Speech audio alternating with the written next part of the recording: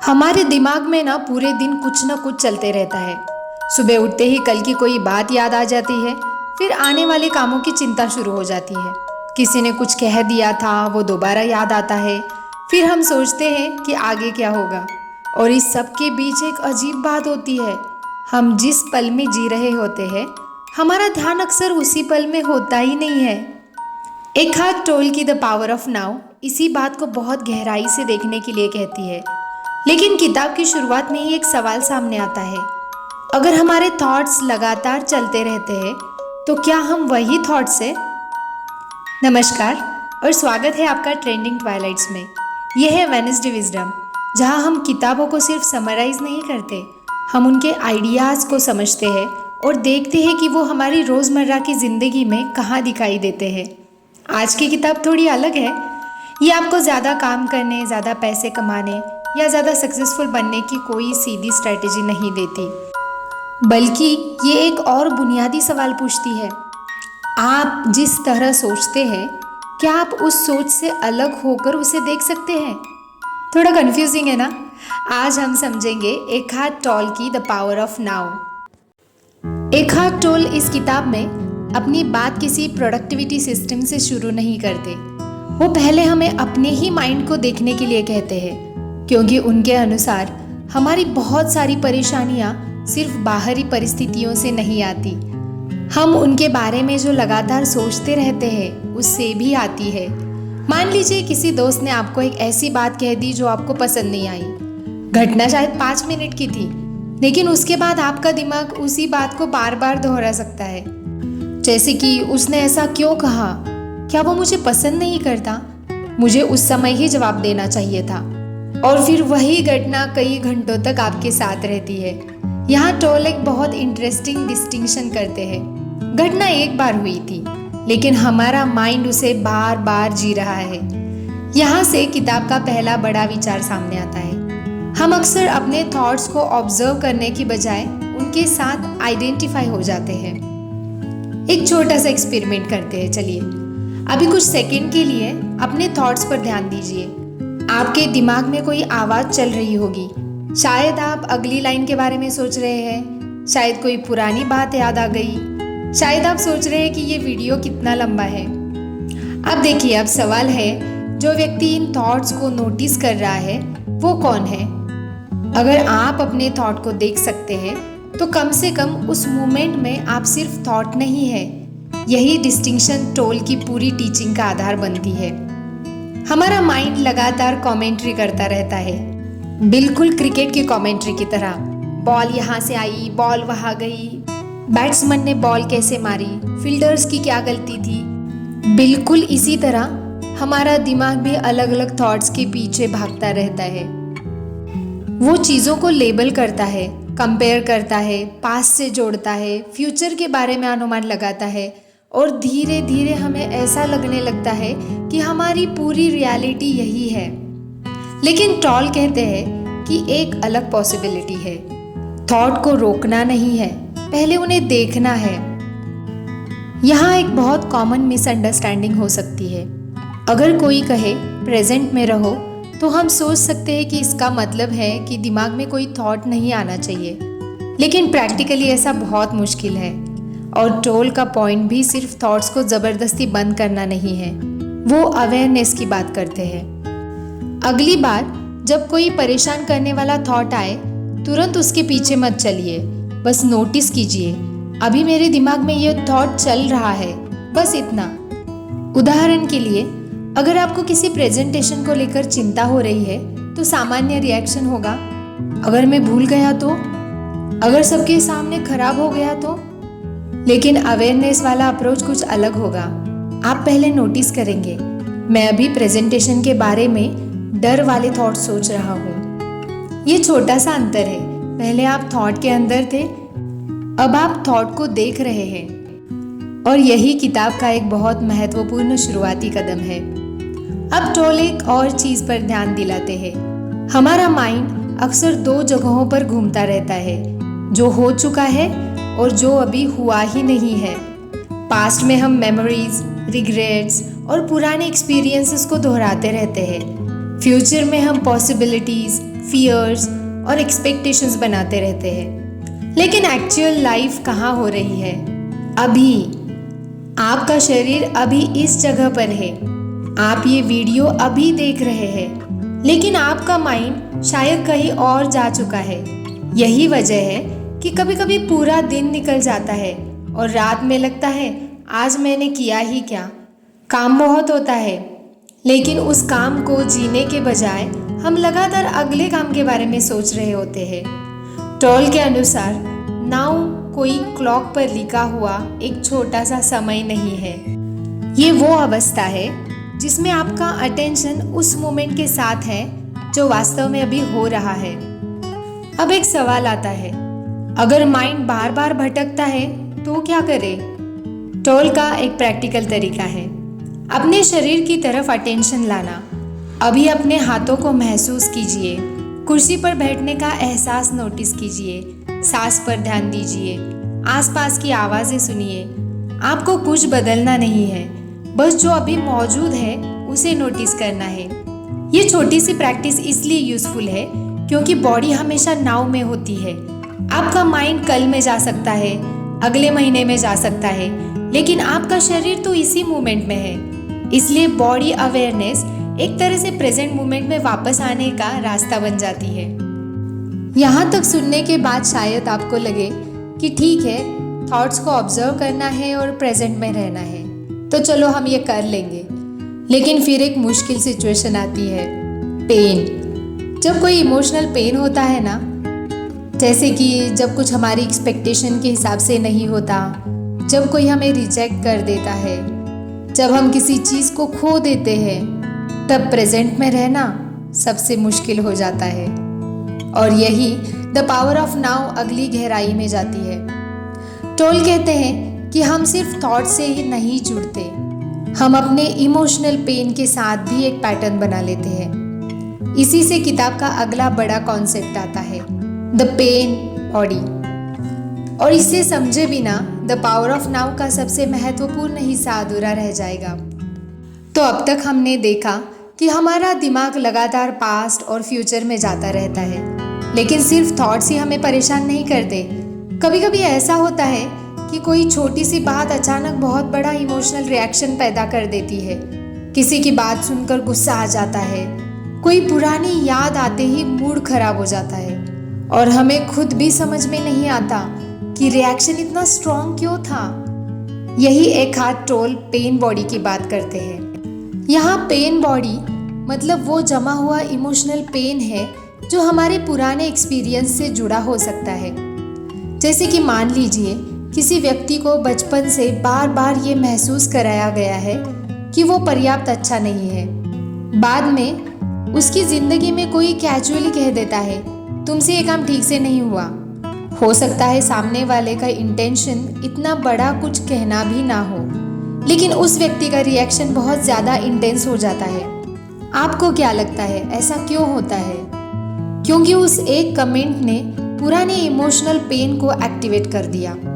यानी रिएक्शन सिर्फ उस मोमेंट की बात नहीं थी, उसके पीछे पुराना बैगेज भी मौजूद था। टोल कहते हैं कि जब ये पेन एक्टिवेट होता है तो हमारा माइंड उसे और स्टोरीज देखकर मजबूत कर सकता है। फिर एक छोटी घटना 10 अलग अलग थॉट्स में बदल जाती है। यहाँ किताब का एक प्रैक्टिकल पॉइंट बहुत काम करता है। अगली बार जब आपको किसी बात पर बहुत स्ट्रॉन्ग रिएक्शन आए, तुरंत ये तय मत कीजिए कि सामने वाला गलत है या आप सही हैं। पहले अपने अंदर देखिए, मेरे अंदर अभी क्या हो रहा है? मुझे गुस्सा आ रहा है, मुझे दुख हो रहा है, या मुझे डर लग रहा है, अपमान महसूस हो रहा है, बॉडी में टेंशन है। आपको तुरंत उस फीलिंग को हटाना नहीं है, बस उसे नोटिस करना है। क्योंकि जिस मोमेंट आप अपनी इमोशनल रिएक्शन को देखना शुरू करते हैं, तब आप ऑटोमेटिक रिएक्शन और कॉन्शियस रिस्पॉन्स के बीच थोड़ा स्पेस बना लेते हैं। और यही स्पेस बहुत इंपॉर्टेंट है, क्योंकि रिएक्शन ऑटोमेटिक हो सकती है, लेकिन रिस्पॉन्स चुना जा सकता है। अब समझते हैं एक्सेप्टेंस का असली मतलब। अब किताब एक ऐसी बात कहती है जिसे गलत समझना आसान है। एक्सेप्टेंस एक्सेप्टेंस का मतलब ये नहीं है कि आपको हर सिचुएशन पसंद करनी है। अगर कोई प्रॉब्लम है तो प्रॉब्लम है। अगर किसी ने आपके साथ गलत व्यवहार किया है तो उसे सही मानना भी जरूरत नहीं है। एक्सेप्टेंस का मतलब है इस मोमेंट में जो हो रहा है उसे पहले वैसा ही देखना जैसा वो है, क्योंकि कई बार सिचुएशन से ज्यादा एनर्जी हमारी रेजिस्टेंस ले जाती है। चलिए उदाहरण के तौर पर देखते हैं कि बारिश हो रही है और आपको कहीं बाहर जाना है। बारिश आपकी पसंद की नहीं है।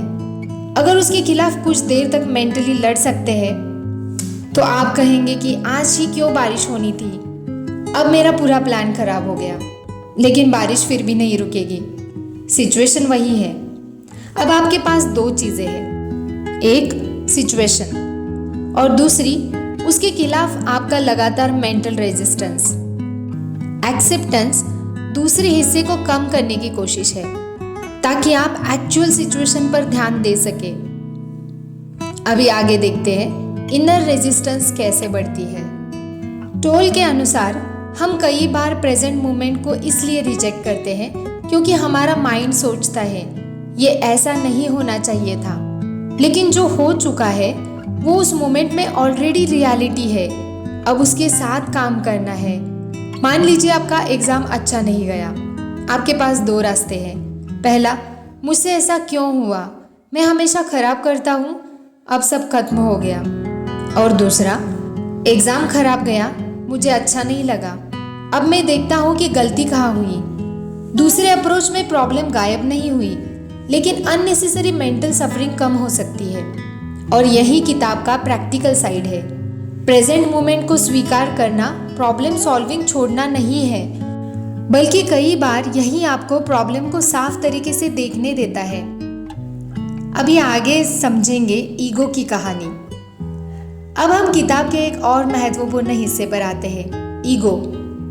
टॉल के अनुसार ईगो सिर्फ घमंड नहीं है, ये हमारी उस साइकोलॉजिकल आइडेंटिटी से जुड़ा है जिसे हम अपने बारे में बनाते हैं। मैं सक्सेसफुल हूँ, मैं इंटेलिजेंट हूँ, मैं दूसरों से बेहतर हूँ, या उल्टा मैं अनलकी हूँ, मेरे साथ हमेशा गलत होता है, मैं ऐसा ही हूँ।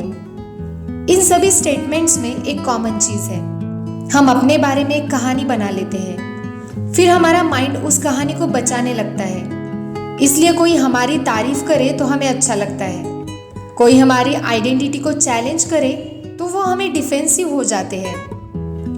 कई आर्ग्यूमेंट्स असल में किसी समस्या को सॉल्व करने के लिए नहीं होती, हम सिर्फ अपनी आइडेंटिटी साबित करने की कोशिश कर रहे होते हैं।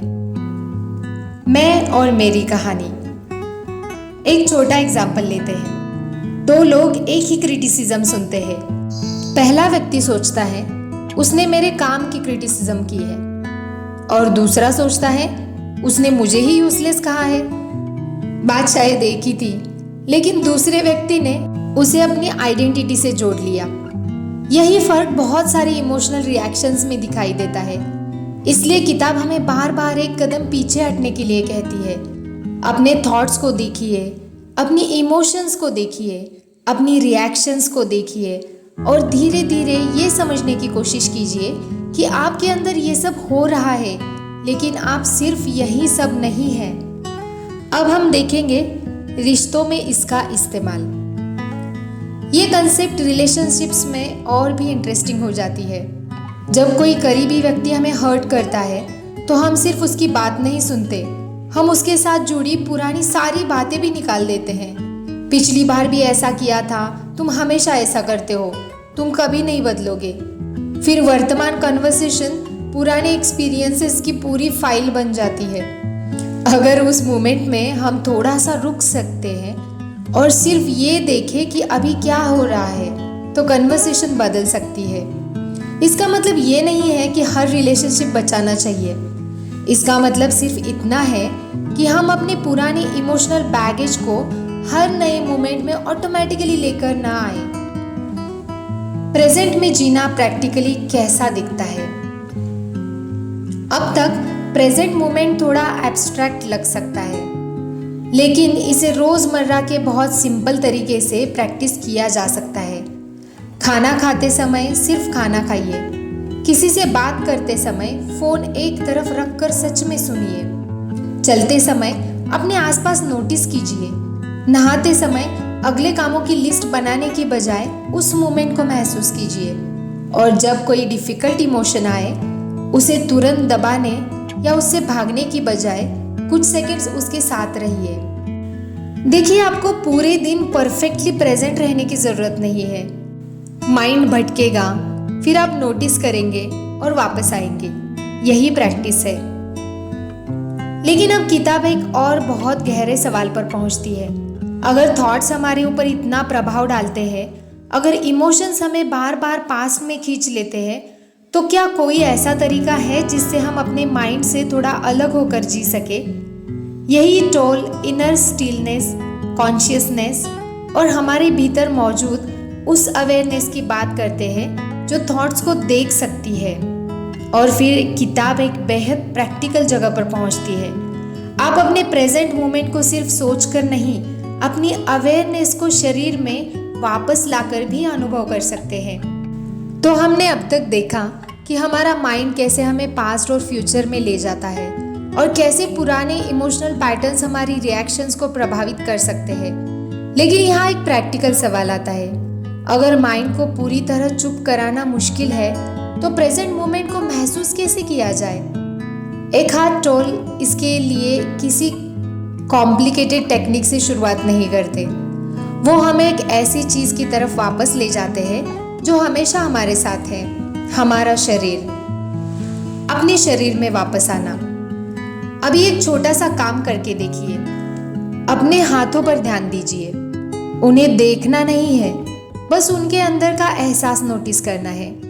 गर्मी है या ठंडक, हल्का सा प्रेशर या शायद कुछ खास महसूस ही नहीं हो रहा।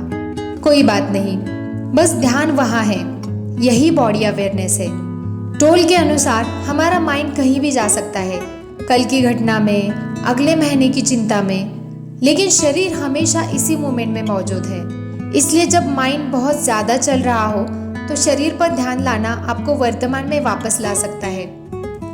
टोल इसे आगे इनर बॉडी की अवेयरनेस से जोड़ते हैं। इसका मतलब है शरीर को सिर्फ बाहर से देखना नहीं, बल्कि भीतर से महसूस करना। कुछ देर शांत बैठकर अपने पूरे शरीर को महसूस कीजिए। आपका हाथ, आपके पैर, छाती, सांस, पूरा शरीर। शुरुआत में शायद कुछ खास महसूस नहीं होगा, लेकिन धीरे धीरे आपको पता चलेगा कि अटेंशन को बाहर की चीज़ों से हटाकर अपने अंदर लाना भी एक स्किल है। और इसका फ़ायदा सिर्फ मेडिटेशन के समय नहीं है। आप इसे चलते हुए कर सकते हैं, काम करते हुए कर सकते हैं, किसी स्ट्रेसफुल कन्वर्सेशन से पहले कर सकते हैं। यानी प्रेशर मोमेंट कोई ऐसी जगह नहीं है जहां आपको जाने की ज़रूरत है। आपका अटेंशन जहां है, वहीं आपका अनुभव बन रहा है। चलिए अब देखते हैं खुशी के पीछे भागना क्या है। अब किताब एक बहुत इंटरेस्टिंग बात पर आती है। हम अक्सर सोचते हैं जब ये चीज़ मिल जाएगी तब मैं खुश रहूँगा। अच्छी नौकरी मिल जाए, पैसा बढ़ जाए, कोई रिलेशनशिप ठीक हो जाए, कोई गोल पूरा हो जाए, फिर शायद मन शांत होगा। लेकिन क्या आपको पता है, एक गोल पूरा होने के बाद अक्सर दूसरा गोल सामने आ जाता है। फिर हम अगली चीज़ का इंतज़ार करते हैं। इसका मतलब ये नहीं है कि गोल्स रखना गलत है। प्रॉब्लम तब शुरू होती है जब हम अपनी पूरी इनर स्टेट को फ्यूचर अचीवमेंट पर डिपेंड कर देते हैं, क्योंकि तब प्रेजेंट हमेशा अधूरा लगता है। अभी आप मान लीजिए आप किसी एग्ज़ाम की तैयारी कर रहे हैं। आपका पूरा ध्यान सिर्फ रिजल्ट पर है। अगर अच्छे मार्क्स नहीं आए तो, अगर सिलेक्शन नहीं हुआ तो, आप पढ़ रहे हैं लेकिन दिमाग लगातार उस फ्यूचर में है जो अभी आया ही नहीं। इससे क्या होगा? प्रिपरेशन भी स्ट्रेसफुल हो जाती है। प्रेजेंट में रहने का मतलब गोल छोड़ देना नहीं है। इसका मतलब है अभी जो काम सामने है उसे पूरी अटेंशन देना। रिजल्ट तो बाद में आएगा, लेकिन प्रिपरेशन तो अभी हो रही है ना। और यही डिस्टिंक्शन बहुत प्रैक्टिकल है। अब जानते हैं टाइम के दो रूप। टोल टाइम के भी दो अलग तरीकों से देखते हैं। एक है प्रैक्टिकल टाइम, जैसे कि कल मीटिंग है, अगले महीने एग्ज़ाम है, शाम को घर जाना है, ये टाइम यूज़फुल है, इसके बिना नॉर्मल लाइफ चल ही नहीं सकती। लेकिन दूसरा है साइकोलॉजिकल टाइम, यानी पास्ट और फ्यूचर को बार बार अपने माइंड में लेकर चलना। काश मैंने ऐसा नहीं किया होता, अगर ऐसा हो गया तो एक दिन मैं खुश हो जाऊंगा। यही हम अननेसेसरीली प्रेजेंट मोमेंट से बाहर चले आते हैं। किताब फ्यूचर प्लानिंग के खिलाफ नहीं है, वो हमें ये देखने के लिए कहती है कि क्या मैं फ्यूचर का इस्तेमाल कर रहा हूँ या फ्यूचर मेरे माइंड को चला रहा है। तो चलिए इसको समझते हैं एक्सेप्टेंस और एक्शन के साथ साथ। यहाँ एक और इम्पॉर्टेंट क्लैरिफिकेशन है, प्रेजेंट मोमेंट को एक्सेप्ट करने का मतलब पैसिव हो जाना नहीं है। अगर आपको कोई प्रॉब्लम दिख रही है तो एक्शन लीजिए, अगर पढ़ाई करनी है तो पढ़िए, अगर किसी से बात करनी है तो कीजिए, अगर कोई डिसीजन लेना है तो सोचिए। लेकिन एक्शन लेते समय लगातार ये सोचते रहना कि काश सिचुएशन ऐसी होती, आपकी एनर्जी खा सकता है। पहले रियलिटी को देखिए, फिर जो करना है कीजिए, यानी acceptance to clarity to action. ये किताब का प्रैक्टिकल उपयोग यहीं दिखाई देता है। अब समझते हैं सफरिंग और पेन में क्या अंतर है। टोल एक और डिस्टिंक्शन करते हैं जो समझना जरूरी है। पेन लाइफ का हिस्सा है, किसी प्रिय व्यक्ति को खोना, फेल्यूर, रिजेक्शन, बीमारी, डिसअपॉइंटमेंट, इन चीज़ों से दुख होना इंसानी अनुभव है। लेकिन पेन के ऊपर हमारा माइंड जो लगातार स्टोरी बनाता है वो सफरिंग को और बढ़ा सकता है। उदाहरण के लिए, मेरे साथ ही हमेशा ऐसा क्यों होता है, मेरी जिंदगी कभी ठीक नहीं होगी, अब कुछ अच्छा हो ही नहीं सकता। घटना अपनी जगह है, लेकिन माइंड उसके ऊपर एक पूरी कहानी बना देता है। टोल हमें उस कहानी को नोटिस करने के लिए कहते हैं, दर्द को डिनाई करने के लिए नहीं। हम सबके साथ ऐसे मोमेंट्स आते हैं जब चीज़ें हमारी इच्छा के अनुसार नहीं होती। यही किताब की फिलॉसफी सबसे ज़्यादा टेस्ट होती है। अगर आप किसी डिफ़िकल्ट सिचुएशन में हैं तो खुद से पूछ सकते हैं, इस मोमेंट में वास्तव में क्या हो रहा है। फिर दूसरा सवाल, और मैं इसके बारे में अपने माइंड में क्या क्या जोड़ रहा हूँ। इन दोनों को अलग करना बहुत यूज़फुल हो सकता है, क्योंकि पहला रियलिटी है और दूसरा इंटरप्रिटेशन है, और इंटरप्रिटेशन हमेशा रियलिटी नहीं होती। किसी रिलेशनशिप में प्रेजेंट होना सिर्फ फिजिकली सामने बैठना नहीं है। आप किसी के साथ बैठकर भी अपने फ़ोन में हो सकते हैं, या सामने वाला बोल रहा है और आपके दिमाग में पहले से जवाब तैयार हो रहा है।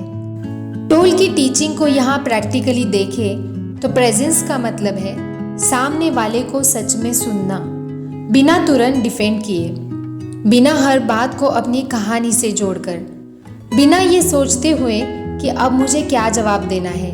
क्योंकि आपको पता है, कई बार सामने वाले को सॉल्यूशन नहीं चाहिए होता, उसे सिर्फ ये महसूस होना चाहिए कि उसकी बात कोई सुन रहा है।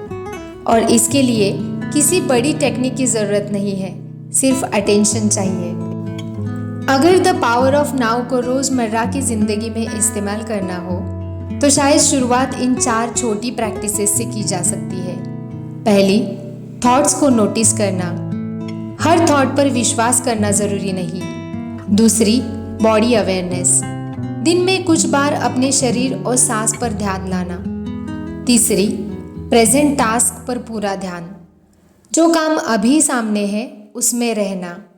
चौथी, इमोशंस को तुरंत सप्रेस ना करना, पहले उन्हें पहचानना और महसूस करना। ये कोई ओवरनाइट ट्रांसफॉर्मेशन नहीं है। माइंड फिर भटकेगा, आप फिर पास्ट में जाएंगे, फ्यूचर की चिंता फिर होगी, लेकिन फ़र्क ये है कि अब आप उसे थोड़ा जल्दी पहचान सकेंगे। तो क्या हमें कभी फ्यूचर के बारे में नहीं सोचना चाहिए? नहीं, ऐसा नहीं है। और यही किताब को समझने में सबसे ज़रूरी बातों में से एक है। फ्यूचर प्लानिंग ज़रूरी है, पास्ट से सीखना भी ज़रूरी है, लेकिन प्रॉब्लम तब होती है जब हमारा पूरा साइकोलॉजिकल लाइफ इन्हीं दोनों के आसपास घूमने लगे। पास्ट से सीखिए, लेकिन उसमें रहिए मत। फ्यूचर के लिए प्लान कीजिए, लेकिन उसमें अभी से जीना शुरू मत कीजिए, क्योंकि आपकी एक्चुअल लाइफ हमेशा उसी मोमेंट में हो रही है जिसे आप अभी एक्सपीरियंस कर रहे हैं। तो अगर मुझे द पावर ऑफ नाउ को बहुत सरल भाषा में समझाना हो तो मैं इसे हर समय खुश रहो वाली किताब नहीं कहूँगी, और ना ही ये कहूँगी कि निगेटिव थॉट्स कभी आने ही नहीं चाहिए। किताब का पॉइंट उससे ज़्यादा प्रैक्टिकल है।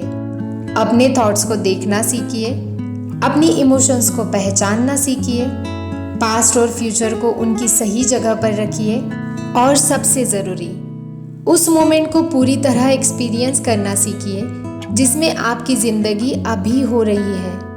क्योंकि हम अक्सर लाइफ को बाद में जीने के लिए पोस्टपोन करते रहते हैं। जब ये ठीक हो जाएगा, जब मैं सक्सेसफुल हो जाऊंगी, जब मेरे पास ज़्यादा टाइम होगा, लेकिन वो फ्यूचर मोमेंट भी जब आएगा तो वो भी एक नाउ ही होगा।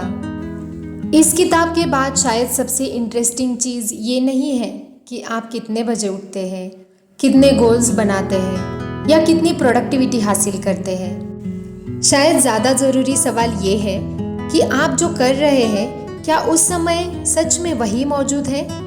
आज एक छोटा एक्सपेरिमेंट कीजिए। अगली बार खाना खाते हुए फ़ोन दूर रखिए, अगली कन्वर्सेशन में सिर्फ सुनिए, और जब कोई अनकंफर्टेबल थॉट आए उसे तुरंत फॉलो करने के बजाय कुछ सेकंड्स रुक कर देखिए। बस नोटिस कीजिए अभी मेरे अंदर क्या चल रहा है। हो सकता है इससे आपकी ज़िंदगी अगले दिन पूरी तरह ना बदल जाए, लेकिन शायद आपको पहली बार ये साफ दिखाई दे कि आपके थॉट्स और आपकी अवेयरनेस एक ही चीज़ नहीं है, और शायद वहीं से एक अलग तरह की फ्रीडम शुरू होती है। यही है द पावर ऑफ नाउ। और शायद इस किताब को पढ़ने के बाद सबसे अच्छा सवाल ये नहीं रह जाता कि मैं अपनी ज़िंदगी कब बदलूँगा, बल्कि अभी इसी पल में वास्तव में कितना मौजूद हूँ। मैं हूँ ट्रेंडिंग ट्वाइलाइट्स, और ये है वेडनेसडे विजडम, जहाँ किताबें सिर्फ पढ़ी नहीं जाती, जी जाती है। मिलते हैं अगले बुधवार एक और ऐसी किताब के साथ जो शायद आपकी ज़िंदगी बदल दे।